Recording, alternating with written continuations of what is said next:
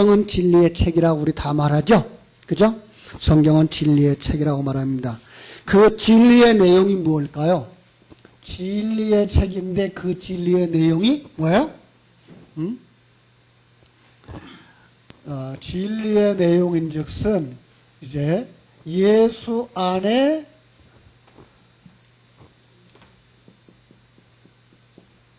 담긴 내용이에요. 그래서 예수님이 뭐라고 말해요? 내가 곧 길이요 진리요 생명이라고 말했어요. 다시 말하면 예수 그리스도에게 있어서 예수라고 하는 그릇을 사용해서 우리에게 뭘 가르쳐주고 원하는 거예요? 자기가 구원받는 길이고 자기가 구원받게 하는 진리이며 오늘 우리들에게 새 생명을 담아다 준 바로 그런 진리다라고 말하고 있는 거예요. 따라서 여러 가지로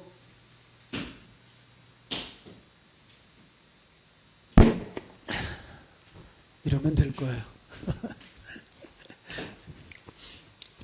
자, 왜 지금 이렇게 얘기를 하는가 하면 많은 사람들이 성경을 보면서 성경은 진리입니다 라고 말하면서 그 속에 있는 진정한 이야기를 잘 찾지 못하기 때문에 그래요. 그렇다면 성경은 많은 사람들이 말하는 것처럼 예수를 담은 책이 아니라 예수 안에 담겨진 그 진리가 담겨진 책이에요. 그런 말씀을 들어본 적 있죠? 사람이 어디를 찔러도 피가 나듯이 성경은 어디를 펼쳐도 누가가 얘기가 나온다? 예수의 이야기가 나온다. 그런데 예수의 이야기가 나오는 게 아니라 예수 안에 담겨진 바로 그 이야기들이 나오는 거예요. 예수 안에 담겨진 그 진리가 나오는 거예요. 결국은 이 모든 내용을 가지고 뭘 볼 수 있는 거예요? 그리스도를 볼 수 있는 거죠. 그렇습니다. 예수 안에 담겨진 그 내용을 갖다 또 다른 말로 말하면 그리스도라고 말하는 것이고 그리스도라는 말이 성경의 의미는 어떤 의미예요? 기름 부음 받은 자죠. 그래서 성령이에요. 기름 부음 받은 자의 사역이 어떤 것이었었죠? 왕, 제사장, 선지자예요. 그러니까 오늘 성령의 역사는 진리의 역사는 그리스도의 역사는 우리 속에서 참되신 왕이 누군지를 가르쳐주는 것이고 또 참되신 제사장의 사역이 무엇인지 가르쳐주고요. 참되신 선지자의 사역이 무엇인지 가르쳐주면서 그 일을 누가 하고 있다? 성령이 하고 있다. 그리스도가 하고 있다라고 가르쳐주는 거예요. 여러분 지금 우리가 읽은 요한복음 21장 25절을 가만히 한번 읽어보세요. 예수께서 행하신 일이 이 외에도 많으니 만일 낱낱이 기록된다 하면 이 세상이라도 이 기록된 책을 두기에 부족할 줄 아노라. 그럴까요? 예수님 이 세상에 몇 년 살았어요? 33년. 33년 동안 몇 시간 됐을까? 한번 계산해 보세요. 1년은 365일 하고 하루는 24시간 하고 계산해가지고 딱 계산하니까 그만큼 한 일을 다 기록했더니 얼만큼 면적 차지할까요? 여러분 이 세상이 얼마나 넓은지 아세요? 이 세상이 얼마나 큰지 아세요? 우주 끝에서 우주 끝까지 예수님의 그 33년 된 내용을 기록하지 못할까요? 이상하죠? 그런 생각은 안 해봤죠? 그냥 예수님이 하신 일 많아서 기록을 다 한다 그러면 이 세상을 창고로 삼아도 다 기록하지 못하고 이 세상을 두루마리로 삼아도 다 기록하지 못할 거라고만 생각하고 왔지 사실은 33년 반 동안의 삶을 자세하게 기록하면 사실은 이 지구 한 구퉁이밖에 안 돼요. 이상한 소리 하고 있죠, 목사님. 이제까지 알고 있었던 내용과 달라요. 그러면은 무슨 얘기일까, 이거는? 자, 잘 보세요. 예수라고 하는 그 자체가 한 인물에 관한 이야기를 했던 얘기가 아니에요. 이걸 그릇으로 보시면 돼요. 그릇에 담아서 그 그릇 속에 있는 진리를 펼쳐서 그걸 다 글로 표현한다 그러면 우주 끝에서 우주 끝까지 기록해도 못 다 기록하는 거예요. 그 얘기인 거예요. 그러니까 성경을 우리가 보면서 성경을 우리가 문자대로 볼 것이 아니라 그 속에 담아준 길과 진리와 생명을 볼 수 있어야 된다는 얘기를 하고 들어가는 거예요. 그래서 성경은 뭐라고 말하는가 하면 성경은 역사다 아니다. 예, 역사가 아니에요. 성경은 사람의 전기가 아니다 기다. 예, 전기도 아니에요. 성경은 어떤 거죠? 성경은 경전이에요. 경전이라는 말은 어떤 도리를 우리에게 가르쳐 주기 위하여서 역사도 사용하고 그 일생도 사용하고 사건도 사용해서 우리에게 그 진리를 가르쳐 주기 위한 책이 경전인 거예요. 그런데 우리는 너무나 많이 성경에 대해서 성경은 무오하다라는 말을 쓰면서 성경에 있는 것들을 그대로 되어진 일들이라고만 생각하고 있어서 오늘날 많은 사람들이 성경 해석에 오류가 있는 거예요. 예. 그러니까 성경은 우리에게 참다운 진리를 가르쳐줬어요. 금방 읽었던 그 앞에 가보면 요한복음 20장 31절에 이런 말씀이 있죠. 오직 이것을 기록하면 너희로 예수께서 하나님의 아들 그리스도이심을 이렇게 말해요. 예수께서 그리스도이심을 다시 말하면 그리스도를 담은 그릇인 줄을 알고 그를 믿어. 그죠? 그리스도를 믿어. 그 진리를 믿어 뭐하게 하려 함이라? 생명을 얻게 하려 함이니라.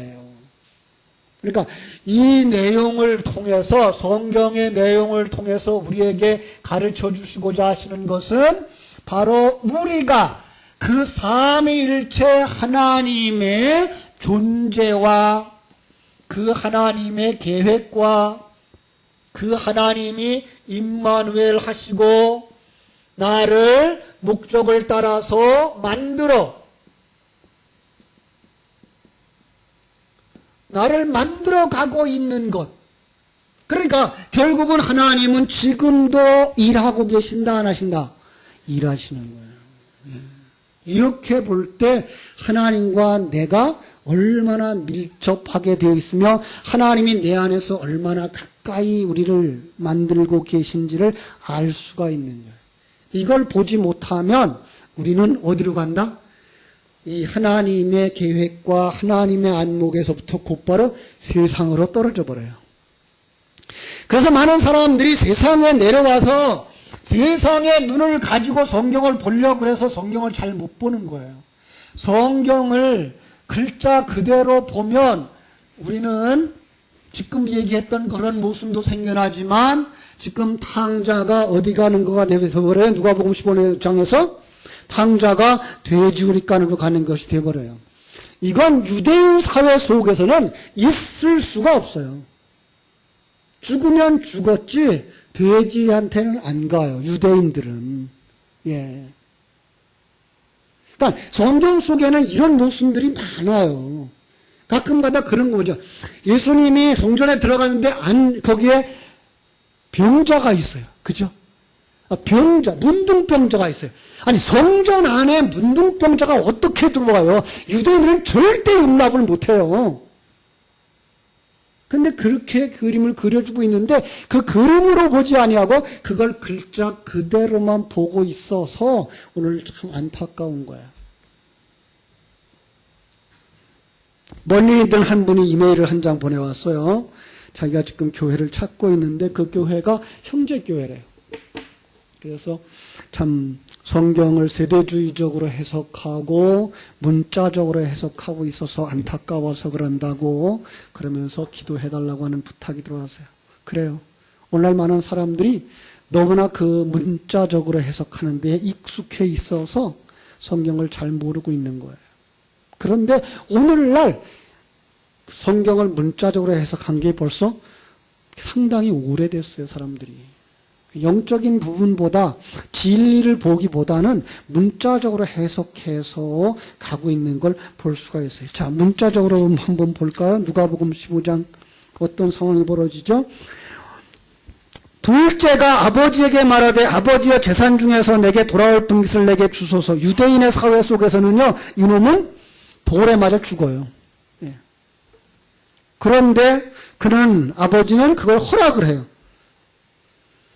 그리고 그는 며칠 안 돼서 둘째가 재물을 다 모아가지고 멀리 떠나서 허랑방탕해요. 다 없이 하고 또 거기에 흉년까지 드는 상황을 만났다. 예. 그러면은 그 한 사람으로 볼 거예요, 그걸? 그 한 사람으로 보면 참 못났어.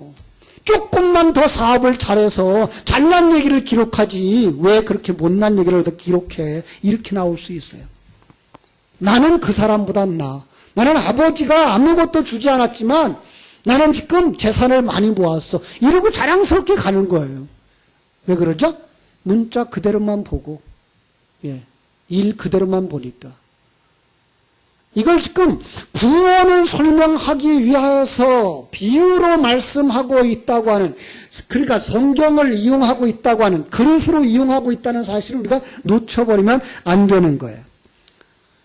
왜 사람들이 이렇게 생각하는가 하면은 기독교와 일반 종교를 나눠놓지 못해요. 여러분, 종교가 뭐예요? 종교가. 자, 종교가 뭐라고 물어보면 대답 못해요. 종교가 뭔지 몰라요. 그냥 어떤 대상자를 믿고 따라하고 섬기는 것 이렇게 말해요. 그런데 그걸 누가 만들었는가 하면요, 군주나 사제가 우매한 백성들을 다스리는 방법으로 종교를 썼다는 거예요. 이게 종교의 기원이에요. 누구를 위하여? 당연히 군주를 위하여서, 당연히 사제를 위하여죠. 여기서 뭐가 나와요? 교주가 나오는 거예요. 두 번째로, 종교가 어디서 왔느냐? 세상 사람들이 너무 두려움 때문에 왔다.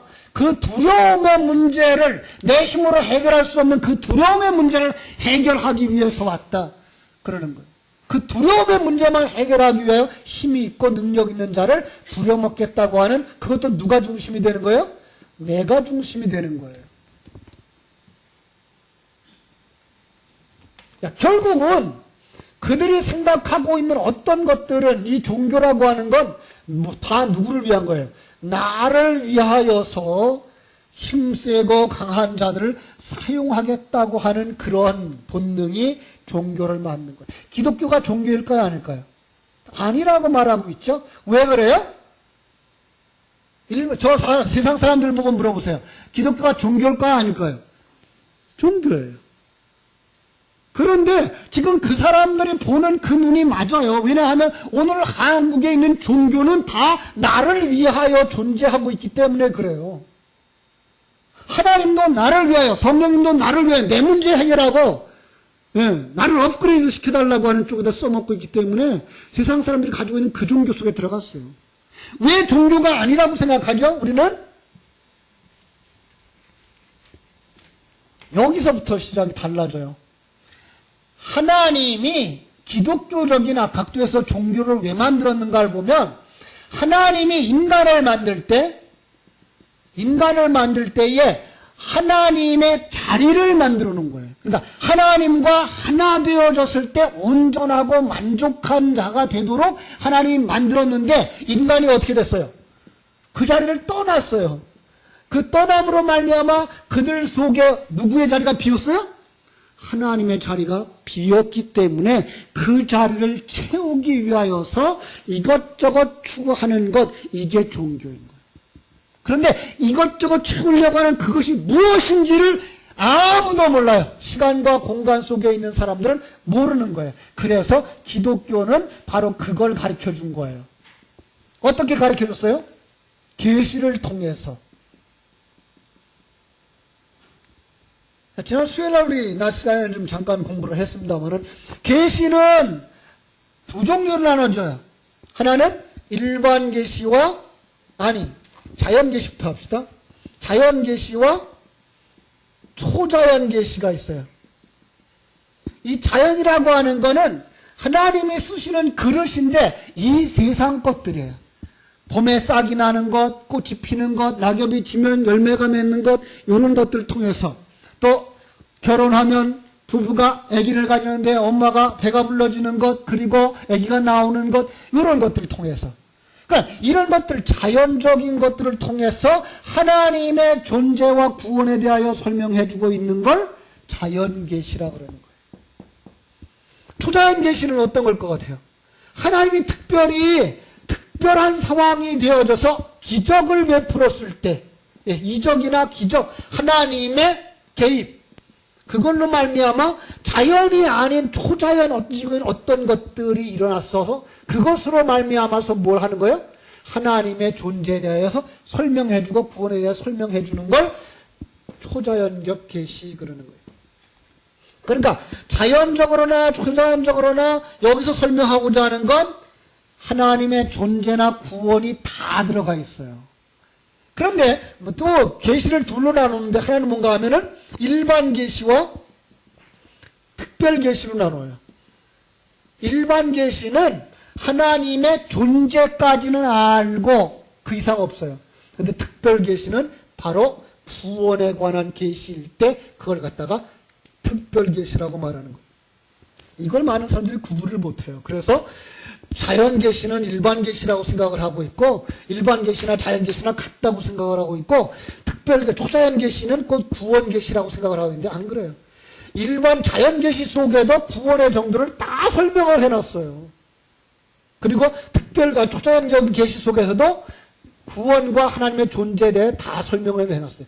그걸 구분을 하려면, 구원과 하나님의 존재만 구분을 하려면 그걸 갖다가 일반 계시와 특별 계시라고 나누게 되는 거예요. 자, 특별 계시 가운데에 특별한 것, 그게 뭔가 하면은 기록을 통하는 거예요. 역사의 기록, 지금 성경을 이야기하는 거죠. 그러니까 성경은 특별 계시인 거예요. 특별 계시가 뭐예요? 구원에 관한 계시인 거예요. 그러니까 이 세상을 어떻게 살 것입니까? 인간관계는 어떻게 할 것입니까?를 가르쳐 주는 것, 이 세상에서 어떻게 하면 돈 잘 법니까? 어떻게 하면 성공합니까?를 가르쳐 주는 책이 아니고 성경은 우리의 구원에 관한 것을 기록한 책인 거예요. 예. 제가 농담 삼아 그런 얘기를 해요. 어떻게 인간관계를 하며 어떻게 가정생활을 잘 할 겁니까? 사회생활을 잘 할 겁니까? 물어보면 국민학교 도덕책을 보라고. 예. 그러면 거기에 잘 가르쳐져 있어요. 예. 세상에 어떻게 살아가야 인간답게 사는가를 어려서부터 배워온 거예요. 그건 안 가르쳐줘도 알아요. 그건 예수가 십자가 지고 죽을 이유가 없는 것들이에요. 그런데 성경은 바로 그 예수가 십자가 지고 죽는 그 사건을 통해서 우리에게 진리를 가르쳐준 그 사실을 설명하고 있는 바로 특별 계시인 것을 알 수가 있는 거예요. 그렇죠? 바로 성경은 구원 계시입니다. 다른 얘기를 하고 있는 게 아니라 여러분과 나의 구원의 문제를. 그리고 보면 누가복음 15장도 들어가서 뭘로 봐야 돼요? 탕자의 비유뿐만 아니라 그 앞에 2개까지, 뒤에 2개까지 5개의 비유를 하나로 묶어서 우리의 구원에 대해서 완전하게 설명하고 있는 것인데 우리는 거기서 그걸 생각지 못할 때가 너무나도 많아요. 그래서 그냥 나눠놓고 봐요. 나눠놓고 보고 있는데 오늘도 우리는 그냥 나눠놓고 보면서 살짝 살펴보도록 하죠. 그죠? 자, 거기서 아버지는 그럼 누구의 역할이겠어요? 당연히 하나님의 역할인 거예요. 예. 그러니까 하나님의 허락이 없이는 인간은 선악과를 따먹을 수 있다 없다? 없어요. 그걸 갖다가 허용적이라고 그래요. 죄에 대하여는 허용적이다라고 말했는데 이걸 하나님이 허용하셨기 때문에 인간은 타락할 수 있는 거예요. 그러니까 타락이 하나님의 계획 속에 들어가 있는 거다 없는 거다? 이미 들어가 있는 거예요. 들어가 있기 때문에 하나님은 창세전에 구원 계획을 세웠어요. 에베소에서 우리가 배웠죠? 그죠? 예수 그리스도는 창세전에 우리를 품에 안으시고 십자가에 죽으시고 우리를 하나님의 백성으로 만들 계획 속에 이미 들어가 있었다고요. 예. 하나님은 이처럼 큰 계획을 가지고 있는 거예요. 그러면은 하나님이 그 우리를 그럼 타락하게 만든 겁니까? 이렇게 물어보려고 하죠. 아니요. 그건 인간이 하나님의 형상대로 지음받고 하나님의 속성을 받는 그 순간 인간에게 있어서 그 발생되어진 자기 중심의 욕망들, 이게가 타락인 거예요. 그런데 타락한 것도 타락한 거를 모르고 살아가요. 언제 타락한 거 알죠? 언제 타락한 거 알아요? 에덴 동산에서 아담 속에 뭐가 들어갔어요? 생기가 들어갔기 때문에 그 사람이 내가 타락한 존재구나가 드러나는 거예요. 그림을 이렇게 보셔야 돼요. 그러니까 그걸 생기가 들어갔는데도 불구하고 선악과를 따먹어 하나님의 말씀을 거절하고 따먹은 자로 그려지는 순서적 그림이 아니라 성경이 성령이 임하고 나니까 이거 우리를 보면 알잖아요. 우리도 무엇가 죄라고 생각하고 살아왔어요? 남의 것을 훔쳐오고 남을 해롭히는 것만을 죄라고 생각하며 살아왔는데 성령을 받고 나니까 뭐가 죄예요? 하나님을 떠나서 내가 중심이 되어져 살아가고 있는 게 이게가 죄구나를 알게 됐은 것. 그게 창세기 3장의 그림을 그려주고 있는 거예요. 결국은 창세기 3장에 있는 그림은 성령이 들어갔어요. 생기가 들어가져서 사람이 만들어졌는데 그 다음에 에덴 동산에서 타락한 그림이 아니라 성령이 들어가고 나니까 내가 이렇게 떨어져 나간 녀석이로구나가 발견되어지는 거고, 자기가 무화과나무 잎으로 치마를 입으려고 하는 자인데 거기에 예수님이 무화과나무 잎사귀로 만든 치마를 벗기고 그 다음에 가죽 치마를 입혀주어서 구원받는 일을 하셨구나를 아는 게 창세기 3장의 그림인 거예요. 예.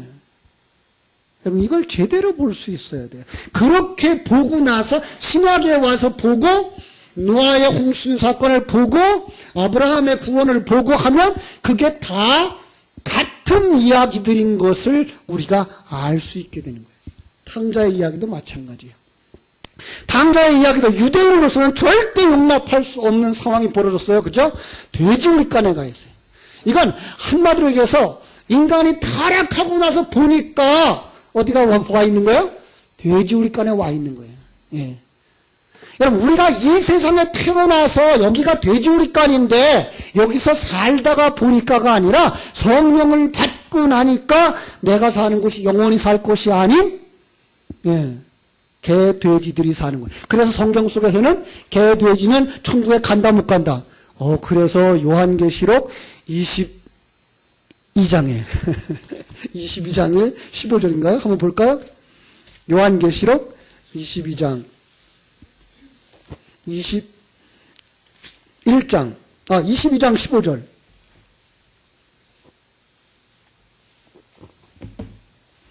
여러분 글자 그대로 보지 말아야 될 이유 중에 하나가 여기 또 있잖아요.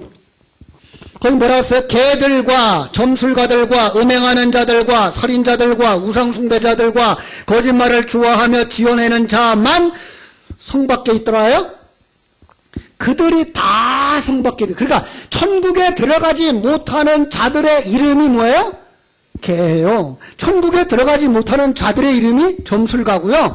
천국에 들어가지 못하는 자들의 이름이 음행자고요. 그들이 살인자고 그들이 우상숭배자들이고 그들이 거짓말하는 거예요. 예. 그러니까 성경을 우리가 이렇게 볼 수 있어야 되는 거예요. 그런데 이렇게 보면 목사님 이상해졌어 이렇게 봐야 지금 사람들이. 아니요. 성경은 그렇게 보시는 것이 정상적이에요.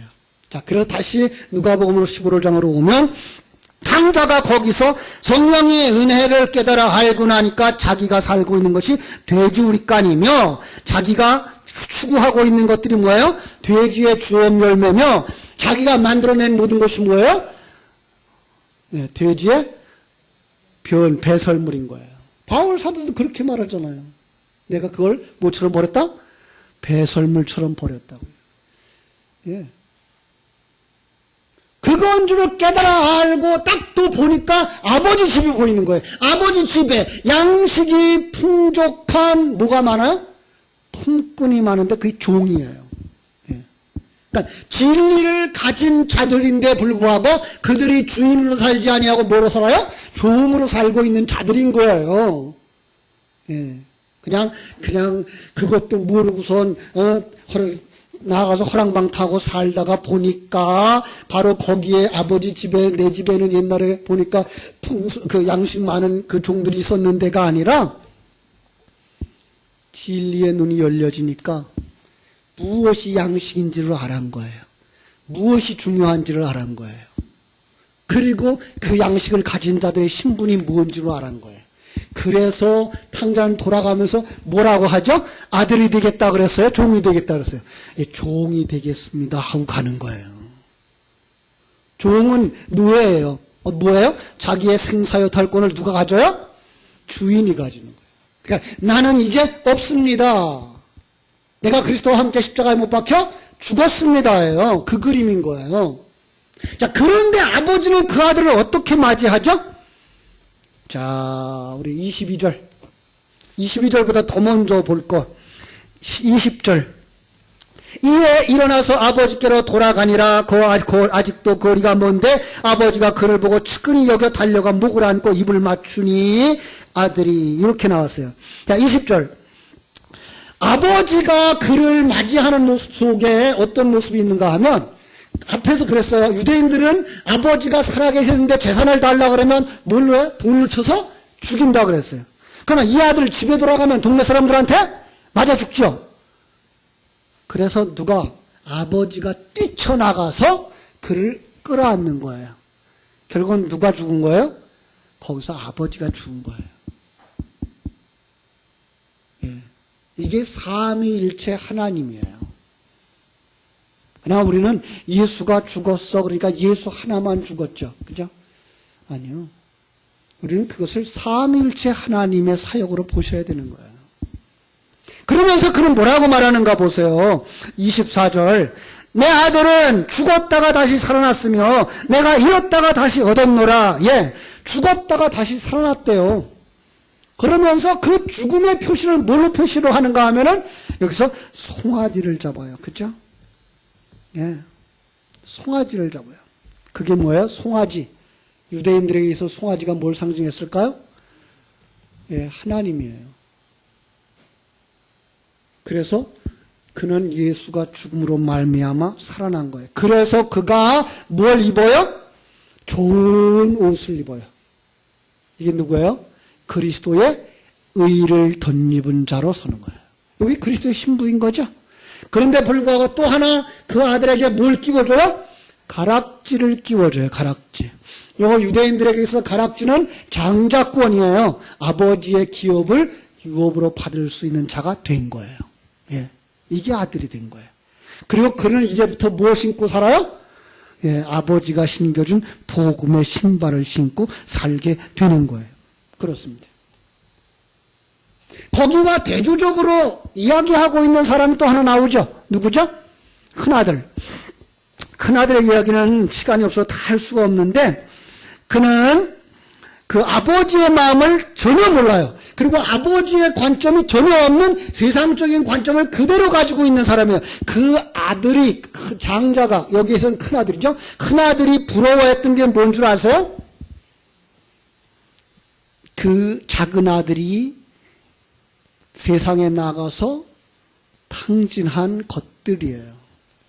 여러분, 그걸 갖다가 아버지의 재산으로만 보면 안 되고요. 물질로 보면 안 되고요. 세상 것이에요. 그렇습니다. 세상 것들은 우리가 세상에서 버려요. 그리고 버리고 가요. 그런데 이 큰아들은 그걸 부러워하는 거예요. 그래서 뭐라고 말하죠? 30절. 아버지의 살림을 창기들과 함께 삼켜버린 이 아들이 돌아오매 이를 위하여 살찐 송아지를 잡았나이다. 그러는 거죠. 그러면서 나는 왜 새끼 한 마리도 안 줘요? 그러죠. 그러니까 얘는 뭘 바라보고 있는 거죠? 그 작은 아들이 내버리고 온 그거를 바라보고 있는 거예요.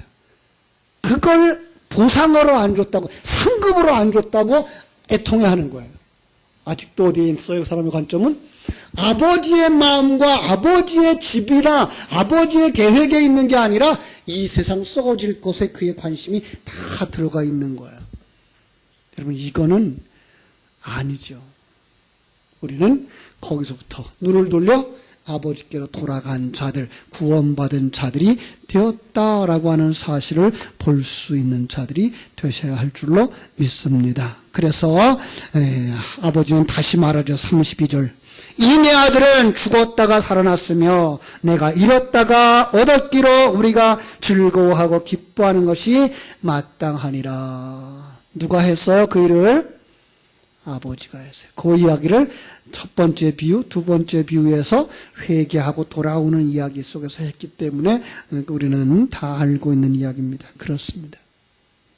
성경에 나와 있는 글자대로만 읽으려고 하시면 윤리, 도덕, 바른 생활 책밖에 되질 않아요. 착하게 살자, 효도하며 살자, 아버지 것 나 털어먹으면 되냐, 이런 생각밖에 못하죠.